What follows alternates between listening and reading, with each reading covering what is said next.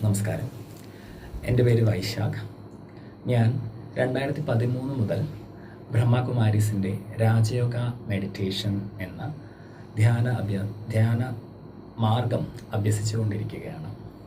അപ്പം എൻ്റെ ഒരു പേഴ്സണൽ എക്സ്പീരിയൻസ് ഇതിനെപ്പറ്റി ഷെയർ ചെയ്യാനാണ് ഞാനിവിടെ വന്നിരിക്കുന്നത്. 2013 ഞാനിവിടെ വന്ന് 7 ദിവസത്തെ കോഴ്സാണ് ആദ്യമായിട്ട് നമ്മൾ കേൾക്കുന്നത്. ഒരു ക്ലാസ്സാണ്. അതിനുശേഷം പതുക്കെ ആയിട്ട് മെഡിറ്റേഷൻ പ്രാക്ടീസ് ചെയ്യാൻ തുടങ്ങി. തുടർന്ന് അവിടെ നിങ്ങോട്ട് ഇതുവരെ ഞാൻ കഴിയാവുന്നിടത്തോളം റെഗുലറായിട്ട് മെഡിറ്റേഷൻ പ്രാക്ടീസ് ചെയ്യുന്ന ഒരാളാണ്. അപ്പോൾ എൻ്റെ ഒരു ജേണി പറ്റി പറയുമ്പോൾ എനിക്ക് ഓർമ്മ വരുന്നത് മലയാളത്തിൽ കുമാരനാശൻ എഴുതിയ ചിന്താവിഷ്ടയ സീത എന്ന പ്രശസ്തമായൊരു കാവ്യമുണ്ട്. അതിലൊരു വരിയാണ്: ഇടപെട്ടിവരൊത്തുവാഴുവാൻ ഇടയാക്കിയിടിന ദുർവിധിക്കഹോ പടുശല്യ വിഷക്കിനെന്ന് പോലൊടുവിൽ താഴ്ന്നണബദ്ധയായി ഞാൻ. കാട്ടിൽ ഉപേക്ഷിക്കപ്പെട്ട സീതാദേവി പറയുന്ന വരികളാണിത്.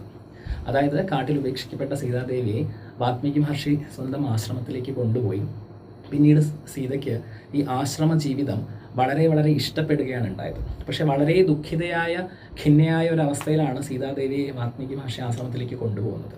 അപ്പോൾ അത്രയും ദുഃഖത്തിൻ്റെ നടുവിൽ നിന്നുകൊണ്ട് ഇത്ര പരിപാവനമായൊരു അന്തരീക്ഷത്തിലെത്തി ഇത്രയും വളരെ നല്ല മനുഷ്യരുമായിട്ട് ഇടപെടുവാനൊരു അവസരം തനിക്ക് ഉണ്ടായി എന്നാണ് ദേവി പറയുന്നത്.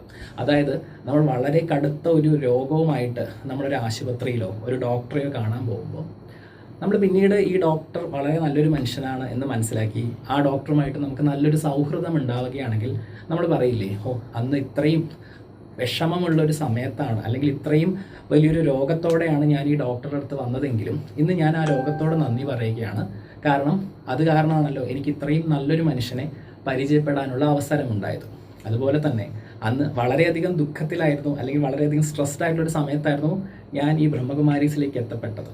പക്ഷേ അന്ന് എനിക്കുണ്ടായ ആങ്സൈറ്റി, ഡിപ്രഷൻ, റിലേഷൻഷിപ്പ് ഇഷ്യൂസ് ഇങ്ങനെയുള്ള പല പ്രശ്നങ്ങൾക്കൊക്കെ ഇന്ന് ഞാൻ നന്ദി പറയുകയാണ്. അതുകൊണ്ടാണ് ഇത്രയും നല്ലൊരു അന്തരീക്ഷവും ഇത്രയും നല്ല കുറേ മനുഷ്യരെയും പരിചയപ്പെടുവാൻ എനിക്കൊരു അവസരം ഉണ്ടായത്. Thank you.